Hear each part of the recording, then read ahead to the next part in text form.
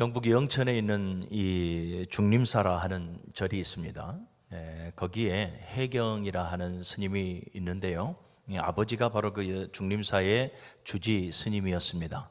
그러니까 어려서부터 이 주지 스님이라고 하면 저는 잘 모르겠지만 이 불교계에서는 어마어마한 그런 특권을 가지고 어마어마한 위치에 있는 걸로 제가 알고 있어요. 어릴 때부터 연불 외우면서 자라고 불경 외우면서 이렇게 자랐던 분이 바로 이 해경 스님이라 하는 분인데 굉장히 엘리트 코스를 밟으셨나 봐요, 불교계에서는요. 그런데 이분이 기독교에 대한 감정은 그렇게 썩 좋지만은 않은 것 같아요. 상당한 반감을 가지고 우리나라를 다시 한 번 더 불교 국가로 이렇게 세워 나아가겠다라는 그 꿈을 가지고 그대로 우리 기독교에서 하고 있는 모든 행태들을 모방을 합니다. 벤치마킹을 하는 것이죠. 그래서 금요 불교 집회를 만들고요. 그 다음에 여름 불교학교 뭐 그렇게 이런 것을 만들어서 계속해서 이 불교를 확장시켜 나아가려고 합니다. 더 나아가서는 이제 불교 대학을 또 설립하려고 한 기업가와 이렇게 손을 잡고 불교 대학을 세워 나아가려고 해요. 그런데 그런 과정 속에서 이렇게 이제 물질 재정적인 부분이 걸려서 결국은 이분이 오히려 이제 재정적인 그 부담을 감내하지 못하고 결국은 감옥에 들어가게 됩니다. 놀라운 하나님의 섭리가 진행이 되어지는데요. 이 감옥에서 의례껏 무엇을 봐야 됩니까? 자기네들 그 뭐 불경이라고 그래야 되나 뭐 그거 봐야 되잖아요. 그런데 그거를 안 보고 여러분 우리나라 한국 교도소는 매우 시설이 잘 되어 있습니다. 성경이 배치가 되어 있습니다. 그래서 이분이 성경을 보셨나 봐요. 성경을 쭉 보다 보니까 물론 이 불교에 계시는 분들도 이 절에서 성경 봅니다. 절에도 여러분 성경 있는 거 아시죠? 성경이 있습니다. 그리고 세계 모든 성인들의 다 그러한 소위 말하는 베스트셀러들을 다 가지고 있습니다. 그리고 성경적인 지식, 그러니까 성경의 문자적 지식은 사실은 너무나 안타깝게도 우리 성도들보다 더 많이 가지고 계시는 분들이 더 많이 있습니다. 아무튼 이분이 이제 감옥에서 성경을 쭉 읽어 나아가는데 두 말씀에 이분이 녹아들기 시작합니다. 하나는 뭐냐면 잠언 21장 30절의 말씀, 지혜로도 또 명철로도 모략으로도 하나님을 당하지 못하느니라. 여호와 하나님을 당하지 못하느니라. 이 말씀 앞에 한번 뻥 뒤통수 맞은 것 같고요. 그 다음에 요한복음 1장 12절의 말씀, 영접하는 자고 그 이름을 믿는 자에게는 하나님의 자녀가 되는 권세를 주셨으니, 이 말씀 앞에 모든 것이 녹더라라는 거예요. 그래서 이분이 감옥 안에서 예수 그리스도를 영접하고 그리고 이제 신앙의 삶을 살아가고 나중에 신학을 하게 되어집니다. 그래서 이름을 개명하는데 그분이 김성화 목사님이 되어지는데 아마 유튜브 채널을 보시면 이분에 대해서 많이 나올 겁니다. 불교계에서는 나름의 굉장한 특권을 가지고 계셨던 분입니다. 그리고 그 특권 의식 속에서 나라와 민족을 아주 이 불교 국가, 불교 민족으로 만들어 버리겠다라는 야무진 포부를 가지고 이렇게 행하였는데 결국은 그리 되어지지 못하죠. 이분은 감옥에서 예수님을 만납니다. 말씀을 통해서 예수님을 만나고 그리고 신학을 하면서 이분이 간증하는 것이 하나님의 자녀로서 얼마나 큰 은혜 아래에 내가 살아가고 있는지, 그리고 하나님의 자녀라는 그 특권을 통해서 내가 얼마나 귀한 복들을 누리고 있는지, 그가 가는 곳마다 간증하며 살아가더라라는 거죠. 사랑하는 여러분, 특권이라고 하는 것은 어떤 신분이나 지위, 자격 있는 자에게만 주어지는 권리이며 또 이익입니다. 그리고 축복이기도 합니다. 어떤 신분이나 지위 그리고 자격 있는 자에게만 주어지는 권리고 이익이며 이건 사전적 의미입니다. 그리고 축복이기도 합니다. 사랑하는 여러분, 저와 여러분들은 특권을 가진 자입니다. 하나님의 자녀가 되는 권세를 우리에게 주셨으니 당연히 세상 사람들과 달리 특권을 가진 자이죠. 늘 여러분들 특권의식을 가지시기를 바랍니다. 오늘 우리가 읽었던 로마서 8장은 이 그리스도인의 영적 특권에 대해서 우리에게 잘 설명을 해주고 있습니다. 하나님의 자녀가 되는 권세를 우리에게 주셨으니 하나님의 자녀가 되는 권위가 우리에게 있는 것이고 하나님의 자녀에게만 주시는 그러한 이익들, 그러한 축복들이 우리에게 부여되어져 있다. 이것을 우리에게 말씀해 주고 있더라라는 것이죠. 그렇습니다. 예수 그리스도 안에서 살아가는 성도는 특권자입니다. 아멘.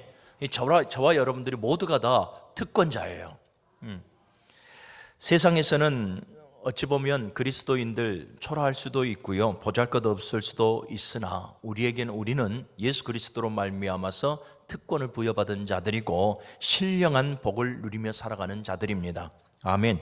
그래서 우리가 뭐 내세뿐만 아니에요. 내세도 다 보장받은 자들이고요, 현세에서도 우리가 하나님의 선하신 뜻대로 영적인 분별력을 가지고 신앙의 생활을 이루며 살아가게 되어진다면 우리는 하나님께서 주시는 현세의 복 또한 평안과 모든 범사의 형통의 복을 우리는 누리게 되어질 줄로 믿습니다. 그런 면에서 저와 여러분들은 특별한 자들이며 특별한 자들에게 부여되어진 신령한 복과 기름진 복이 충만하게 우리에게 주어진 그런 복된 자다라는 것을 여러분들이 먼저 아시고 그 복을 그리스도 예수 안에서 온전히 누리며 살아갈 수 있는 복된 성도들이 되시길 주님의 이름으로 축원합니다. 옆 사람과 인사합시다. 당신은 참 특별합니다. 아멘. 네, 저와 여러분들은 참 특별한 사람들이에요. 예수 그리스도 안에서 그리스도인들, 특별한 우리 그리스도인들에게 주어진 유익들, 주어진 축복은 이러합니다. 오늘 본문 1절의 말씀 같이 한번 읽습니다. 시작. 그러므로 이제 그리스도 예수 안에 있는 자에게는 결코 정죄함이 없나니. 아멘. 자, 오늘 1절의 말씀 중에 우리가 계속해서 말씀 끝날 때까지 새겨내야 될 말씀이 있습니다. 그게 뭐냐면 그러므로 이제 그리스도 예수 안에 있는 자에게는, 이 말을 여러분들 잘 새겨놓으세요.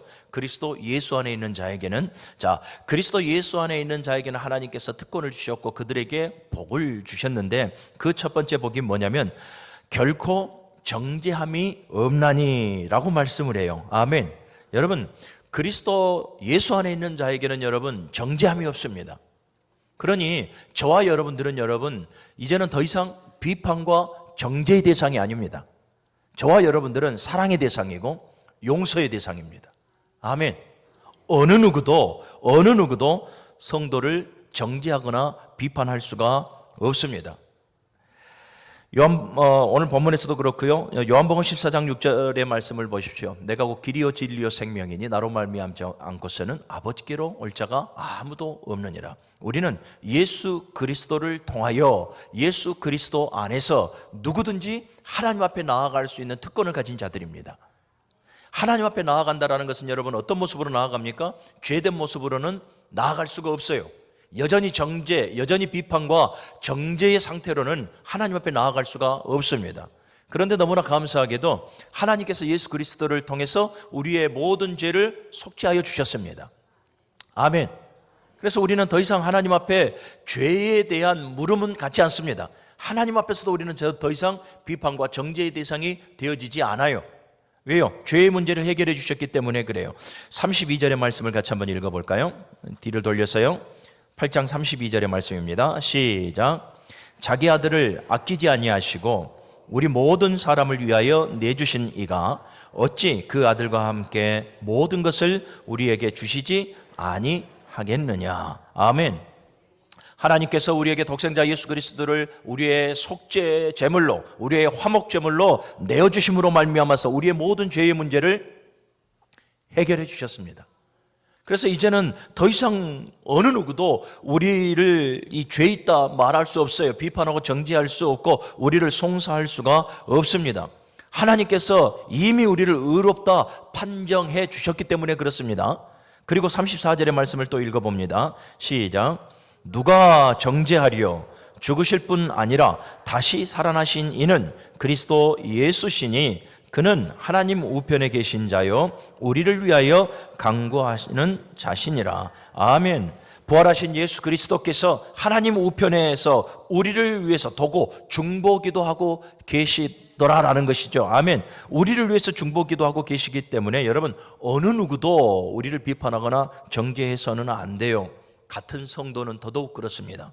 사랑하는 여러분, 교회는 그래서 사랑으로 하나 되어져야 되는 거예요.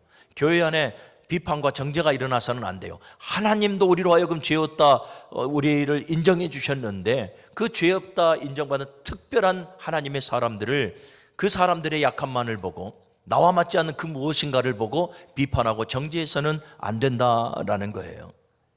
제가 주보에 상처 없는 용서자라는 칼럼을 써놨습니다. 이번 주에 제가 창세기 강해를 마무리하면서 요셉을 한번 묵상해 봤던 거예요. 요셉을 묵상해 보니까 요셉은 여러분 예수 그리스도를 예표하는 인물이 정말로 맞았습니다. 형들을 용서하는 그 과정 속에서 예수의 모습을 우리는 더욱더 볼 수 있지 않습니까? 여러분 이 요셉을 보면 요셉의 사랑을 한번 꼼꼼하게 한번 봐보십시오. 한번 주보를 한번 봐보실래요? 주보를 보면 이 요셉이 형제들을 사랑한 사랑은 여러분 무조건적인 사랑이었습니다. 어떠한 형제들의 태도나 반응이나 조건, 곧 자격을 보면서 용서하고 사랑하는 것이 아니라 어떠한 자격도 조건도 반응도 그들의 태도도 보지 아니하고 무조건적으로 그들을 사랑하고 그래서 그들을 용서했습니다. 정죄하고 비판하지 않습니다. 또 완전한 사랑이에요. 이제 아버지 야곱이 죽고 나서 장례를 치르지 않습니까? 장례 치르고 난 이후에 형들이 더 두려워하는 거예요. 왜 그래요? 그나마 아버지가 있었기 때문에, 아버지 야곱이 그들의 방패막이가 되어졌었기 때문에 그간 살아왔는데 이제 그 아버지가 돌아가셨단 말이죠. 그러니까 그 마음속에 두려움이 또 자리 잡기 시작하는 거예요. 그래서 요셉을 두려워할 때에 요셉이 어떻게 말합니까? 동일하게 말하죠. 형들이요, 나를 이곳에 팔았다고 근심하지 말라니까요. 나를 이곳에 파신 분은, 나를 이곳으로 보내신 분은 당신의 백성을 구원하시고자 하시는 하나님이셨습니다. 그러니 염려하지 마시고, 그리고 이후에 보면 더욱더 형들을 간곡하게 위로하였더라라고 말을 해요. 그리고 더 나아가서 형들과 형들의 자녀들까지 끝까지 책임져 주니 끝까지 책임져 주는 완전한 사랑을 갖고 있더라. 그리고 더 나아가서 여러분 요셉이 형들을 용서하는 그 과정을 한번 쭉 봐보십시오. 형들을 비판하거나 정죄합니까? 형들에 대해서 섭섭함이나 실망감이나 지난날의 트라우마를 밝힙니까? 안 밝히죠. 무슨 말입니까? 용서하는 요셉의 마음에 아무리 둘러봐도 상처가 없어요. 우리는 용서하며 살아간다, 우리는 사랑한다 이렇게 말하는데 우리의 사랑과 우리의 용서는 내심 전부 다 조건적인 거예요. 그 사람의 태도를 한번 봐보는 거죠. 그 사람의 상태를 봐보는 것이고 그 사람의 반응을 보고 그 사람의 조건을 보는 거예요. 그 사람의 자격을 보는 거예요. 그래서 이 사람이 이 정도면 된다 판단하래 우리는 용서한다 말하고 우리는 사랑한다 라고 말해요. 여러분 이것은 하나님께서 원하시는 완전한 사랑이 아니에요. 용서하는 자는 여러분 상처가 없어야 돼요. 여러분들의 과정 속에서 여러분들의 모든 관계 속에서 여러분 용서가 필요합니까? 하나 되길 원합니까? 그러면 상처 없는 용서자가 되어져야 돼요. 내가 상처를 가지고 내가 내 마음속에 예전의 그 트라우마를 가지고 살아가게 되어진다면 여러분 그것은 가식적인 용서이지 진정한 용서가 되어질 수가 없어요.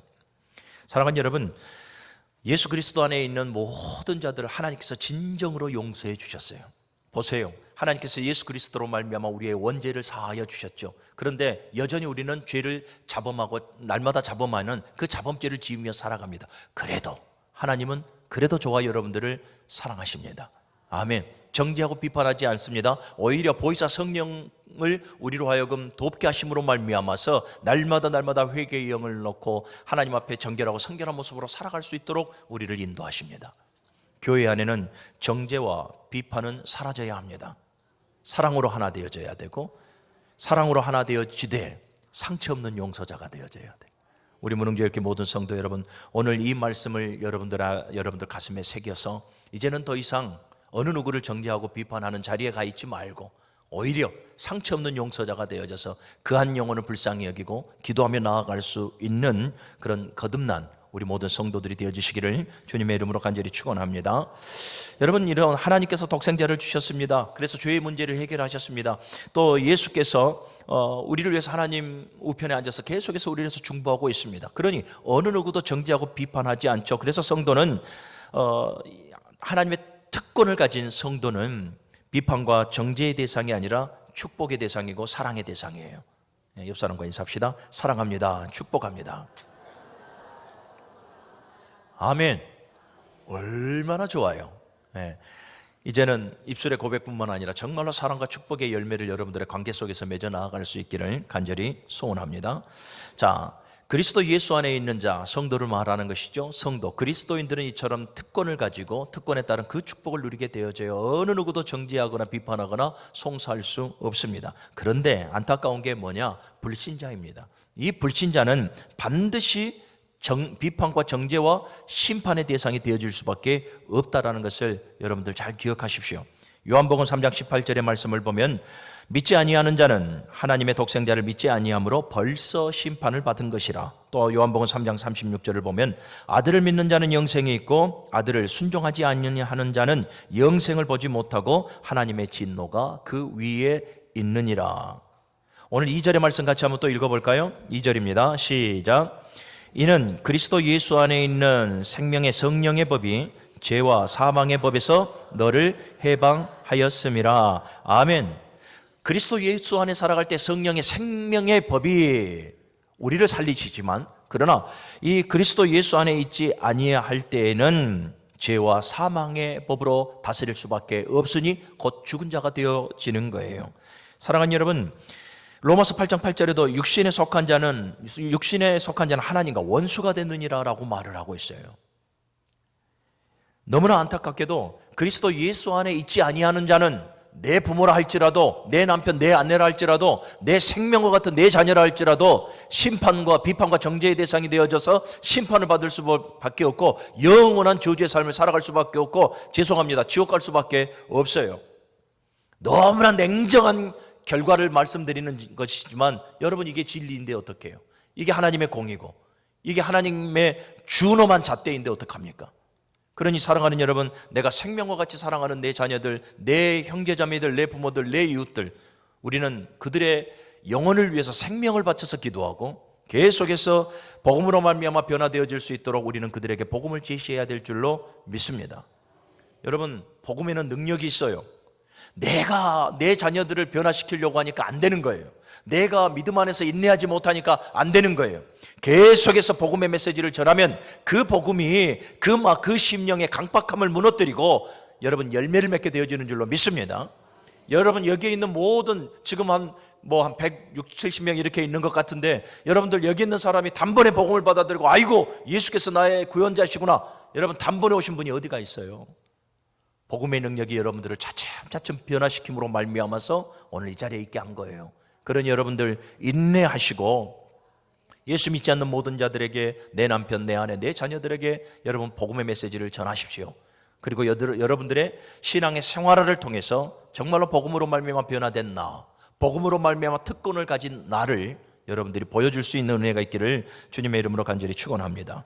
예수 안에 있는 자는 예수 그리스도의 보혈로 말미암아 깨끗함을 받았기 때문에 이제는 더 이상 죄 있다 비판과 정죄를 받지 않습니다. 자, 아까 제가 1절의 말씀 잘 마음에 새기라고 했죠. 다시 한번 1절의 말씀 같이 한번 읽어봅니다. 시작. 그러므로 이제 그리스도 예수 안에 있는 자에게는 결코 정죄함이 없나니. 아멘. 그리스도 예수 안에 있는 자, 비판과 정죄를 받지 않는 이 특권이 누구냐면, 특권을 가진 자가 누구냐면 그리스도 예수 안에 있는 자에게만 국한되어진 거예요. 여러분, 그리스도 예수 안에 있는 자가 누굽니까? 예수를 그리스도로 믿는 자예요. 그리고 어떤 상황이 와도 그리스도인으로 사는 자예요. 세상과 죄와 타협하지 아니하고 어떠한 상황이 와도 그리스도인으로, 예수쟁이로 살고 죽는 자들이에요. 또 이 그리스도의 대속의 은혜와 하나님의 그 사랑을 복음으로 해석하는 자들이에요. 사랑하는 여러분, 예수 그리스도의 그 대속의 은혜와 우리를 사랑하시는 그 하나님의 그 십자가의 그 사랑, 이 사랑을 복음으로, 기쁨으로 해석하는 사람들, 이 사람들이 참된 그리스도인이며, 또한 삶 속에서 하나님의 말씀을 절대적 가치로 생각하고 순종하며 하나님의 뜻을 선히 이루는 자들, 이들이 바로 그리스도인들이에요. 오늘 우리 무릉교회교회 모든 성도들이 그리스도인인 줄로 믿습니다. 여러분, 착각하지 말아야 돼요. 예수님도 분명하게 말씀하는 것이 모든 공동체에는 염소도 있고 양도 있어요. 가라지도 있고 알곡도 있어요. 교회 안에는 종교인도 있고 성도도 있어요. 종교인도 있고 크리스찬도 있어요. 여러분, 이것을 명심해야 됩니다. 우리는 종교인이 아니에요. 내 마음의 평안함을, 내 만족을 위해서 주일날 나와서 예배하는 종교인이 아니라 하나님의 영광을 드러내고 하나님의 기쁨이 되고 하나님의 만족을 위하여 하나님의 뜻대로 부르심을 받은 예배자예요. 우리는 이것을 명심해야 돼요. 그래서 예배라고 하는 것이 선택사항이 아니라니까요. 예배는 생명을 하나님 앞에 바쳐서 예배해야 돼요. 선택사항이 아니라 필수사항이에요. 드려도 되고 드리지 않아도 되는 그런 필수사항이 아니라 생명을 바쳐서 드리는 그런 예배요. 예배자가 되어져야 할 줄로 믿습니다. 끊임없이 나를 살피십시오. 내가 정말로 그리스도 예수 안에서 특권을 가진 자인가? 내가 정말로 비판과 정죄의 대상에서 벗어나 이제는 정말 하나님의 사랑과 모든 이들로부터의 사랑과 긍휼의 대상인가를 한번 돌아봐야 합니다. 나를 살펴보시고 늘 그리스도 예수 안에서 이기는 자의 삶을 살아가는 우리 문흥교회교회 성도들이 되시기를 주님의 이름으로 축원합니다. 두 번째, 그리스도 예수 안에서 특권을 가진 자들에게 주시는 하나님의 큰 축복이 뭐냐면 하나님의 은혜를 마음껏 누릴 수 있는 특권이 우리에게 주어져요. 26절에서부터 28절의 말씀 같이 한번 또 읽어보겠습니다. 26절에서부터요. 시작. 이와 같이 성령도 우리의 연약함을 도우시나니 우리는 마땅히 기도할 바를 알지 못하나 오직 성령이 말할 수 없는 탄식으로 우리를 위하여 친히 간구하시느니라. 마음을 살피시는 이가 성령의 생각을 아시나니 이는 성령이 하나님의 뜻대로 성도를 위하여 간구하심이라. 우리가 알거니와 하나님을 사랑하는 자 곧 그의 뜻대로 부르심을 입은 자들에게는 모든 것이 합력하여 선을 이루시느니라. 아멘. 여러분, 예수 그리스도 안에 살아가는 모든 자들에게는 여러분 하나님께서 베푸시는 그 은혜를 마음껏 누릴 수 있는 또 특권이 있어요. 아멘. 여러분, 하나님은 만복의 근원이십니다. 하나님은 누구보다도 저와 여러분들이 하나님의 은혜로 하나님의 축복으로 살아가기를 우리보다 더 원하시는 분이 하나님이십니다. 할렐루야. 예. 그리고 하나님의 복은 완전한 복입니다. 그리고 하나님의 복은 영원하고 변질되어지지 않습니다. 그리고 하나님의 복은 꼭 반드시 우리의 영육간에 필요한 모든 것들을 채워주시는 복임을 여러분들이 기억하십시오. 우리는 그것을 하나님의 은혜라 이렇게 말을 하는데요. 이 하나님의 은혜를 누리기 위하여서 우리의 열심만 가지고는 되어지지가 않아요. 그래서 오늘 아까 우리 읽었던 26절에서부터 27절의 말씀까지만을 보면 성령께서 우리의 연약함을 어떻게 하신다? 도우신다라고 말씀을 하고 있습니다. 성령께서 우리의 연약함을 도우신다. 이 아스테네이아라는 단어인데요. 이 연약하다라는 것은 여러 가지 의미로 해석이 되어집니다. 하나는 힘이 없는 상태, 질병이나 쇠약함을 가진 일반적인 모든 연약함들을 말하는 거예요. 우리가 육신의 연수가 더해가면 연약해지죠. 삶을 살아가다 보면 그 질병이나 또 여러 가지 연약함으로 말미암아서 우리가 무너질 때가 있는데 그 연약함들을 말하는 것이고 또 더 나아가서는 두 번째로 이런 의미가 있어요. 나약하거나 비겁함 또는 무기력함 또는 사태를 분별하지 못하는 매우 어리석은 상태. 이것도 연약함 속에가 들어가요. 연약함의 의미입니다.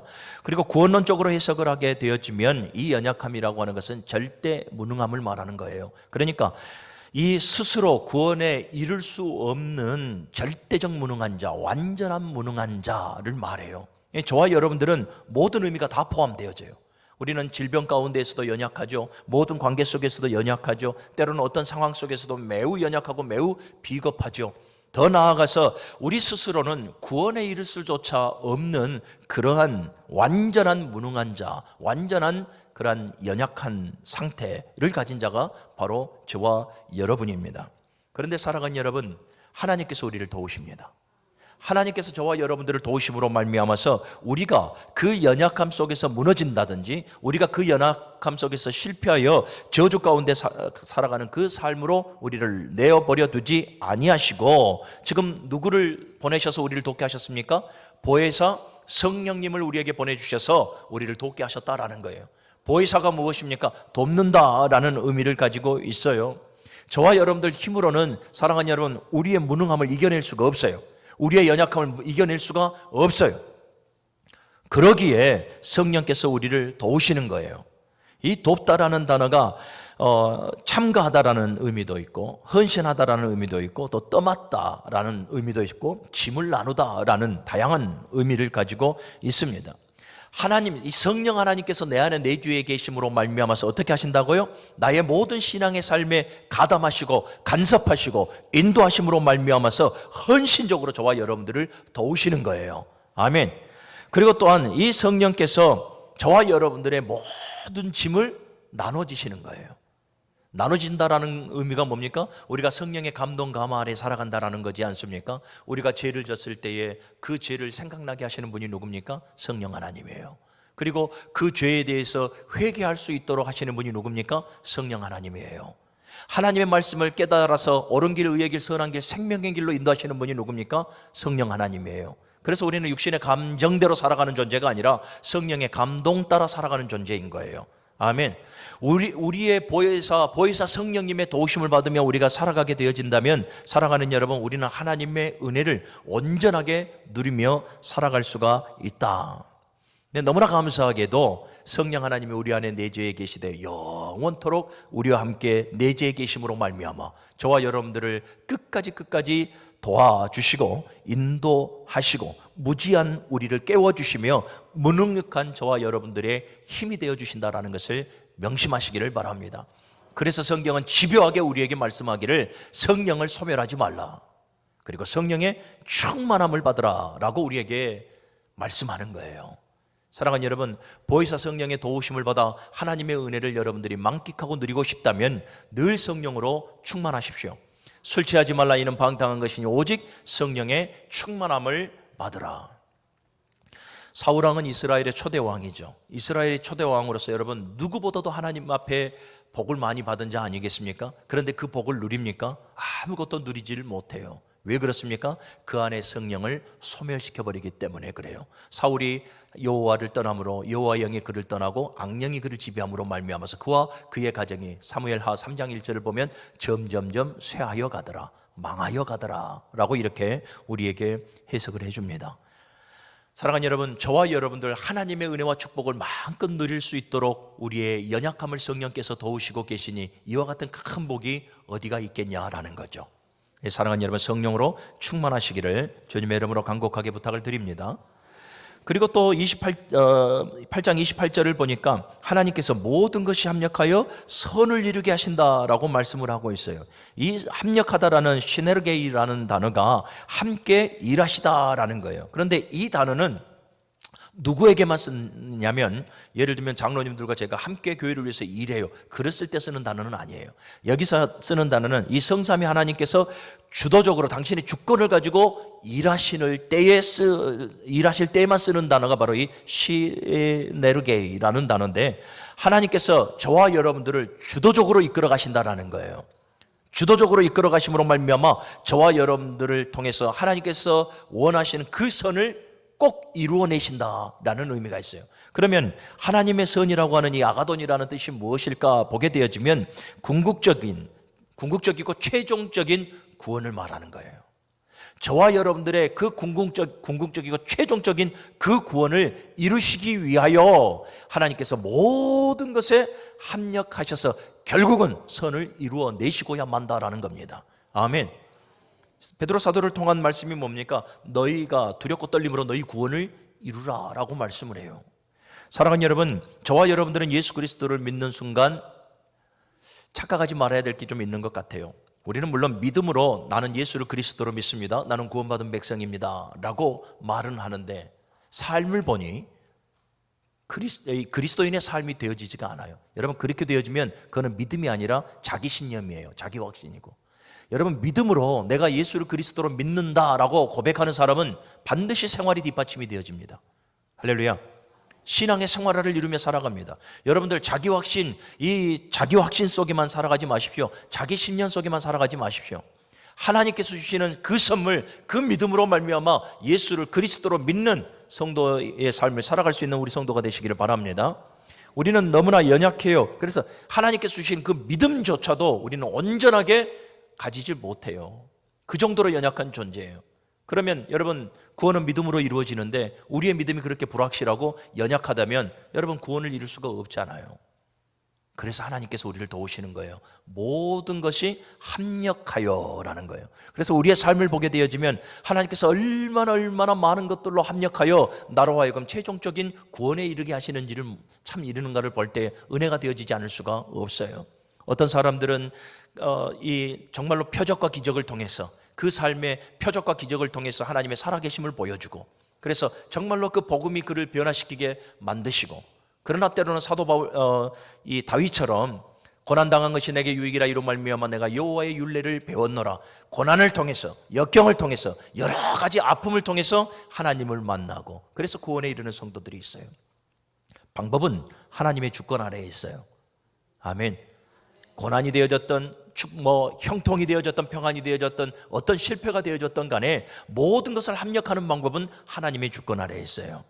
그래서 우리 삶 속에 하나님의 주권을 세우고, 늘 모든 삶 속에 질병이 되어졌던, 아픔이 되어졌던, 모든 문제가 되어졌던, 형통과 평안의 일들이 되어졌던 간에 사랑하는 여러분, 하나님의 그 은혜로 해석할 수 있는 성도들이 되어주시길 바랍니다. 예수 안에 있는 자에게는 하나님께서 은혜를 베푸심으로 말미암아 모든 것을 합력하여 반드시 선을 이루어 내십니다. 우리는 그 축복을 받고 있는 것입니다. 자, 그리고 또 예수 그리스도 안에 있는 자들에게 주시는 특권이 뭐냐면 35절에서부터 39절의 말씀 또 같이 한번 읽어보겠습니다. 35절에서부터입니다. 시작. 누가 우리를 그리스도의 사랑에서 끊으리요? 환난이나 공고나 박해나 기근이나 적신이나 위험이나 칼이랴. 기록된 바 우리가 종일 주를 위하여 죽임을 당하게 되며 도살당할 양같이 여김을 받았나이다 함과 같으니라. 그러나 이 모든 일에 우리를 사랑하시는 이로 말미암아 우리가 넉넉히 이기느니라. 내가 확신하노니 사망이나 생명이나 천사들이나 권세자들이나 현재일이나 장래일이나 능력이나 높음이나 깊음이나 다른 어떤 피조물이라도 우리를 우리 주 그리스도 예수 안에 있는 하나님의 사랑에서 끊을 수 없으리라. 아멘. 우리가 또 하나 하나님의 자녀로서의 그 특권이 뭐냐면 그리스도의 사랑에서 끊을 수가 없다라는 거예요. 아멘. 여러분, 이게 참 얼마나 귀한 말씀인지 몰라요. 끊어지지 않는다라는 의미가 뭐냐면 나눠지지 않는다, 가르지 않는다, 떼어놓지 않는다라는 이러한 의미를 가지고 있습니다. 사랑하는 여러분, 하나님은 저와 여러분들을 은혜 베푸심으로 말미암아서 불가항력적 은혜로 저와 여러분들을 이끄시고 계시다라는 것을 기억하시기를 바랍니다. 불가항력적 은혜, 우리를 구원으로 이끄시는 그 하나님의 은혜를 우리는 거부할 수 없다라는 거예요. 아멘. 하나님께서 우리가 아무리 나 하나님 안 믿을랍니다, 나 이제 교회 떠날랍니다, 나 신앙생활 좀 쉴랍니다, 아무리 우리가 하나님 앞에 발버둥을 쳐도 택한 백성은 하나님께서 이끄십니다. 하나님께서 이끌으셔서 결국은 구원에 이르게 하시니 이것이 여러분들 불가항력적 은혜예요. 하나님의 은혜, 구원의 은혜에서 떨어지지 않게 하는 거예요. 그리스도 사랑에서 떨어지지 않고 끊어지지 않게 하는 거예요. 누가요? 하나님께서. 얼마나 귀한 복입니까? 저와 여러분들이 아무리 신앙의 열심을 가지고 그 신앙의 열심이 특심이라 한다 할지라도 우리의 열심과 우리 행위로는 구원에 이를 수가 없어요. 다 하나님의 은혜예요. 하나님께서 저와 여러분들을 만드시고요, 못난 거 깎아내시고요, 그래서 믿음이 믿음 되게 하셔서 걸음걸음을 인도하셔요. 어디에까지요? 구원에 이르도록. 이게 불가항력적 하나님의 은혜인데, 오늘 35절의 말씀을 다시 보면 이렇게 나와요. 누가 우리를 그리스도의 사랑에서 끊으리요? 환난이나 공고나 박해나 기근이나 적신이나 위험이나 칼이라. 이런 모든 것들은 뭡니까? 인생에서 이 우리가 흔히들 또 대표적으로 겪는 모든 질고들이고 고난들입니다. 그런데 이러한 모든 것들도 우리를 그리스도의 사랑에서 끊어낼 수가 없습니다. 하나님의 그 구원의 은총 아래에서 절대로 끊어낼 수가 없습니다. 불가능합니다. 하나님께서 우리를 이끄시기 때문에 그렇습니다. 우리는 그 은혜를 받아서 지금 이 자리에 앉아 있는 것입니다. 할렐루야. 사랑하는 여러분, 우리는 하나님께로부터 하나님의 자녀가 되어지는 권세를 받은 자입니다. 영접하는 자 곧 그 이름을 믿는 자는 하나님의 자녀가 되어지는 권세를 주셨으니, 이 권세가 특권이에요. 하나님의 자녀가 되는 특권. 그래서 이 하나님의 자녀인 우리에게 특권이 부여되어져 있고, 특권과 함께 정말로 신령한 축복들이 부여되어져 있어요. 오늘 로마서 8장은 그거를 우리에게 일러주는 거죠. 그 첫 번째가 뭐라고요? 그리스도 예수 안에 있는 자에게는 정죄함이 없어요. 비판이나 정죄, 어느 누구도 우리를 송사할 수 없고 어느 누구도 우리를 고소할 수가 없습니다. 그리고 더 나아가서 우리는 하나님의 은혜를 마음껏 누리되 신령한 은혜와 또 이 기름진 은혜를 우리는 마음껏 누리며 살아갈 수 있습니다. 그리고 더 나아가서는 그리스도의 사랑에서 결코 끊어지지가 않습니다. 불가항력적인 하나님의 그 은혜로 말미암아 성도의 견인을 통해서 반드시 구원에 이르도록, 그래서 계시록에 말씀한 것처럼 이기는 자가 되도록, 흰 옷 입을 자격 있는 자가 되도록 주님께서는 우리를 인도하여 내십니다.